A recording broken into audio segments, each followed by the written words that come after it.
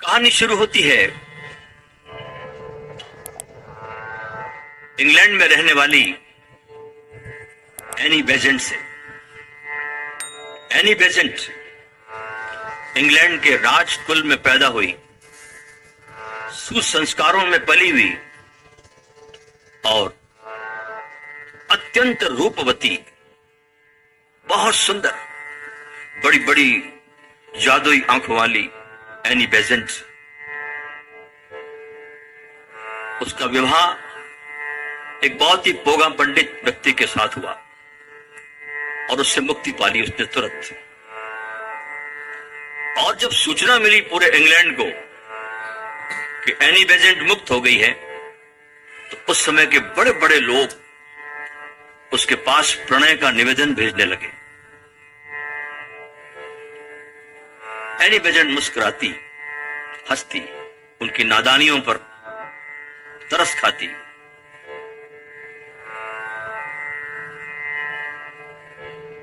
और अचानक उसके पास निमंत्रण आया उस समय के सबसे बड़े आदमी बर्नार्ड शॉ का। उसको भी ठोकर मार दी, क्योंकि जो सितारों के लिए जन्मा है वो धरती पर कैसे रह सकेगा। और अचानक उसके हाथ में पुस्तक पड़ी, एक बहुत अद्भुत पुस्तक उसके हाथ में आ गई। उस किताब का नाम था सीक्रेट डॉक्ट्रिन।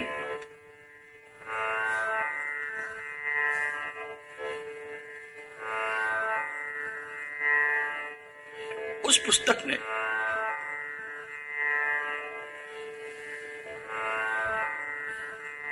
एनी बेजेंट के जीवन में आग लगा दी। देखिए, किसी भी महापुरुष को पढ़ने का यही ढंग होता है जो मुझे आप देख रहे हैं। मेरे होने में इशारे ध्यान रखना। मैं जब बोलता हूं तो बोलना मेरा बहुत ठीक है, मुझे बोलना पड़ रहा है क्योंकि लोग देखने में सक्षम नहीं इसलिए। लेकिन जब हम किसी के इस युग पुरुष के जब जीवन में उतरते हैं तो वहां से तभी आपको रहस्यमय सुराग मिलते हैं जब आप अत्यंत प्रेम से प्रवेश करते हैं।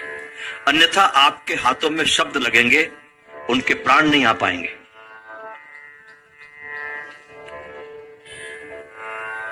पुस्तक हाथ में आई, द सीक्रेट डॉक्ट्रिन, और लेखिका थी उस समय की महानतम योगिनी, रूस में जन्मी मैडम हेलेना ब्लाउटस्की, जिस पर ओशो ने बोला है। इसकी एक बहुत प्रसिद्ध पुस्तक है। इस किताब का नाम है 7 डोर्स ऑफ एक्सटेसी, समाधि के सप्त द्वार। इस पर ओशो ने 10 दिनों तक प्रवचन किया है। रूस में पैदा हुई ये महिला मैडम हेलेना पावलोना ब्लाउटस्की हिमालय में अचानक प्रकट होती है और सीक्रेट डॉक्ट्रिन पढ़ने के बाद बिस्तर बांधा एनी बेजेंट ने और तुरंत मिलने आ गई। क्योंकि खबर मिल जाए फिर कौन रुकता है, पागल लोग रुकते सिर्फ। और हिमालय में इन दो दुर्गाओं का मिलन हुआ, एक नई आशा की किरण जगी। जब ये दोनों महिलाएं मिली, मैडम ब्लाउटस्की और एनी बेजेंट, तो बहुत लोगों ने इसका विरोध भी किया। बहुत लोगों ने इसे फ्रॉड की संज्ञा भी दी, क्योंकि किसी भी अच्छे काम की निंदा होती है। दोनों मिली, दोनों का मिलन हुआ, आदान प्रदान हुआ विद्याओं का, गुह्य विद्याओं का। और कहा गया कि धरती को एक विश्व शिक्षक की जरूरत है और इस पर कुछ काम किया जाए। पराशक्तियों में बहुत तेज थी मैडम ब्लाउटस्की। अशरीरी आत्माओं से संपर्क करने की कला उसे पता थी। एनी बेजेंट को उसने हिमालय के 3 योगियों से मिलाया। वे योगी देह में प्रकट हो भी जाते थे और विदेह में भी पहुंच जाते थे। शरीर भी धारण करते थे और इमीडिएटली शरीर से बाहर भी निकल जाते थे। एक का नाम था कुमुथी, दूसरे का नाम था मौर्य और तीसरे का नाम था ज्वालाकुल।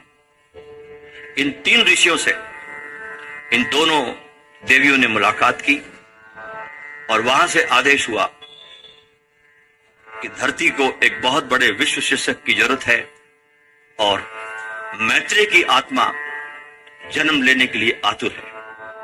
2500 साल के पहले भगवान गौतम बुद्ध ने वचन दिया था कि मैं दोबारा धरती पर आऊंगा मैत्रेय के नाम से।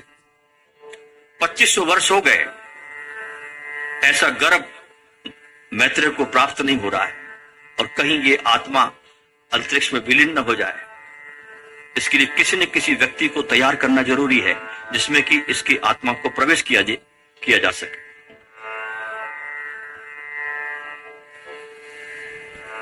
ध्यान के द्वारा धरती पर जो भी जागृत लोग थे उस समय दोनों और ये 3 योगियों ने अपने टेलीपैथी संदेशों के द्वारा अपने विचारों को संप्रेषित करना शुरू किया।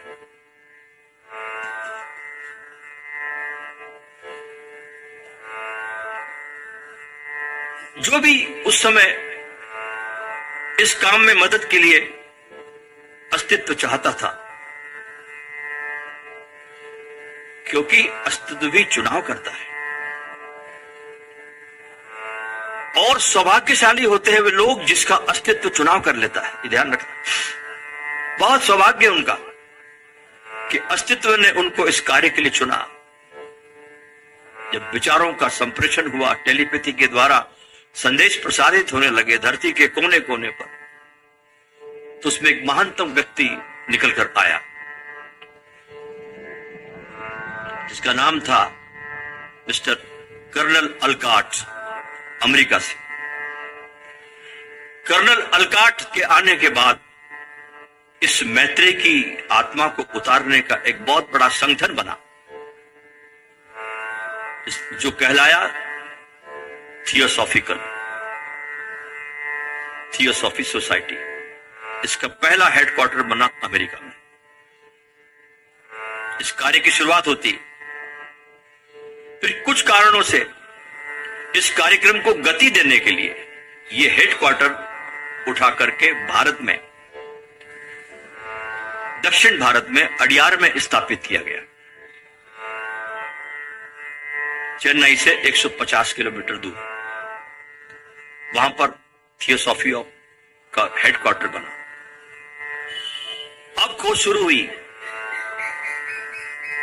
उस चेतना की जहां पर यह काम होगा। तीसरा व्यक्ति और आया उस टेलीपैथी के द्वारा, उसका नाम था लीड बीटर। वो भी इनके संगठन में शामिल हुआ थियोसॉफी में। इसके पास एक बड़ी गजब विद्या थी, इस लीड बीटर के पास, और एनी बेजेट ने इसे और विकसित किया इसकी विद्या को। इसके पास क्या विद्या थी लीड बीटर के पास, कि किसी भी व्यक्ति को देखकर ये जान लेता था कि इसके पिछले जन्मों में ये क्या क्या होके आया। उसको गॉड गिफ्ट थी कि व्यक्ति को देखता था और उसके पिछले जन्मों में वो सहज में उतर जाता था। इसके पास ये विद्या थी लीड बीटर के पास। अचानक एक दिन लीड बीटर समुद्र के किनारे टहलने गए और वहां अत्यंत ही एक जर्जर फटे कुचेले कपड़ों में बैठा हुआ एक छोटा बच्चा, मैला कुचेला, सागर के किनारे बैठा हुआ अचानक उन्हें दिखाई पड़ा और उसका आभा मंडल देखा लीड बीटर ने। और उसका आभा मंडल, क्योंकि आपके आभा मंडल में सब दिखाई पड़ता है कि आप कितने लोभी है, कितने कामुक है, कितने महत्वाकांक्षी है, कितने बड़े बड़े चोर है, आप बेईमान है, सब आपके आभा मंडल सब दिखाई पड़ता है। आपका जो आरा है इसमें सब झलकता है। जब लीड बीटर ने उस बालक को देखा तो इतनी पवित्रता उसके आरा मंडल में, आभा मंडल में, एकदम डिवाइन की तरह उसका बच्चे का आभा नजर आया और वो हैरत में पड़ गया कि जिस बालक को हम पूरे विश्व में खोज रहे हैं वो तो हमारे बगल में बैठा है। उसका नाम था जे कृष्णमूर्ति। जे कृष्णमूर्ति 8 भाई बहन, पिता तृतीय दर्जे के सरकारी कर्मचारी, नाम था सीतारमैया, मां का नाम संजीव मैया। बहुत छुटपन में जब कृष्णमूर्ति की उम्र 10 साल की थी, मां का देहांत हो गया। उसके पहले बड़ी बहन चली गई। बड़ी बहन से बहुत प्रेम करते थे कृष्णमूर्ति, छुटपन बहुत प्रेम था बहन के प्रति। पहली बार परा विज्ञान का संपर्क 8 वर्ष की उम्र में जो उनको हुआ, अपनी किताब में लिखते हैं, अनुभव बताते हैं कि मेरी जब बहन मरी, बड़ी बहन, तो मेरी बड़ी बहन से मिलने के लिए मेरी मां एक बगीचे में जाती थी और एक बार मुझे साथ ले गई। जब साथ ले गई, छोटा बच्चा 7 साल का कृष्णमूर्ति, तो क्या देखता है कि जिस बहन को वो जलाकर आया है वो मां के साथ बैठ के बात कर रही। तो कृष्णमूर्ति पूछते अपनी मां से, मां, इसको तो हमने जला के आया है, ये यहां कैसे है? तो मां ने बहुत प्यार से उसके सिर पर बालों में हाथ घुमाया और मुस्कुराकर रह गई। ये उसका पहला अनुभव था कृष्णमूर्ति। जब संगठन फैला थियोसॉफी का, तो इसके पिता भी इस थियोसॉफी के मेंबर बन गए और इन्हीं के प्रांगण में, अड़ियार में आकर वे रहने लगे। और यहां पर फिर इस बच्चे का चुनाव हुआ। और ये बालक बचपन से ही ऐसा था कि अगर इसके पिछले कुछ दिनों में जाओ आप, जब ये पढ़ने जाता था कृष्णमूर्ति, तो पढ़ाई में बहुत कमजोर था। ये बहुत कमजोर था। अक्सर शिक्षक बहुत बेतों से मारते थे और बाहर शिक्षा के तौर पर खड़ा कर देते थे, जा बाहर खड़े हो जा बेंच पर। और ये ऐसा आदमी था कि अगर शिक्षक बोल दे खड़े हो जा, तो खड़े हो जाता था और खो जाता था। एक बार ऐसा हुआ कि सुबह 10 बजे का उसको खड़े होने का ऑर्डर दिया शिक्षक ने और 2 बजे स्कूल बंद हो भी गया। स्कूल में सन्नाटा हो गया, स्कूल बंद हो गया। शाम 6 बज गए। पिता ने अपने, जो उसका बड़ा भाई था नित्यानंद, उससे कहा कि बेटा जाओ कृष्णा को देखो वो कहां है।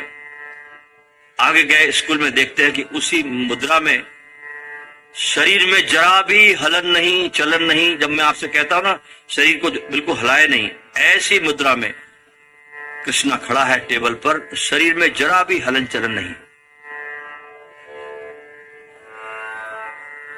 और किसी और जगत में खोया हुआ। हिलाया, भैया सांझ हो गई, सब तुमको ढूंढ रहे। तब जागा। ऐसी स्थिति उनकी बचपन से थी कृष्णमूर्ति की। पूर्व तैयारी थी। और ये पूर्व जन्मों में जाकर के लीड बीटर ने देखा कि हमारे ये 11 जन्मों में एनी बेजेंट, लीड बीटर, ये सब हमारे साथ था। हमारा बड़ा स्नेह है, प्रेम है। तो पूर्व तैयारी के साथ इसे तैयार किया। इनको टेनिस सिखाई, तैरना सिखाया। इनके दांत टेढ़े मेढ़े थे, गरीब परिवार से आते थे, किसी ने ध्यान दिया नहीं। दांतों को ठीक कराया, डेंटिस्ट के पास ले जाके इनको जरा अप टू डेट कराया। तैयार करना है ना मैत्री की आत्मा को लाने के लिए। बहुत अच्छी ट्रेनिंग दी गई और सब प्रकार की ट्रेनिंग इनको दी गई। बड़े मजे की बात है कि जितना श्रम गुरुओं ने इस सदी में कृष्णमूर्ति के साथ किया, किसी गुरु ने अपने शिष्यों के साथ नहीं किया। इतनी मेहनत करी इन 3 लोगों ने कृष्णमूर्ति के साथ। रोज रात को 8 बजे एनी बेजेंट, लीड बीटर, ये दोनों इन्हें ले जाते थे हिमालय में किसी अदेही अवस्था के गुरुओं के पास जो शरीर में नहीं है। रोज रात को इनकी मीटिंग होती थी, इनके पास बैठना होता था, संवाद होते थे, बोलते थे। और सुबह आदेश था कृष्णमूर्ति को कि रात की जो घटना तुम्हारे साथ घटती है इन सबको तुम किताब में सवेरे लिखना। तो कृष्णमूर्ति को तो ज्यादा लिखना आता नहीं था, तो वो कहते थे और एनी बेजेंट लिखती थी। कृष्णमूर्ति की जो सबसे प्रसिद्ध पुस्तक है, जिसका दुनिया के 40 भाषाओं में अनुवाद हुआ, उस किताब का नाम है eight the feet of the master, गुरु के चरणों में उपदेश। वो वही किताब है जो रोज रात को उनको वहां ले जाया जाता था और अशरीरी आत्माओं से उनका संपर्क करके उनसे मिलाया जाता था। उस समय जो संदेश प्राप्त होते थे वो सब उन्होंने किताब में लिखे, Krishnamurti, at the feet of the master. तो पूरी तैयारी की, पूरा आयोजन किया, बहुत बड़ा संगठन खड़ा हुआ, करोड़ों रुपया इस संगठन के पास में। आज भी हालांकि संगठन बचा नहीं, लेकिन थियोसॉफी के पास पूरे विश्व में इतनी संपत्ति जिसकी आपको कल्पना भी नहीं, बहुत संपत्ति है इस ट्रस्ट के पास। समय जब आया मैत्रेय के उतरने का, 3000 लोग जमा हैं ओमेन कैंप में।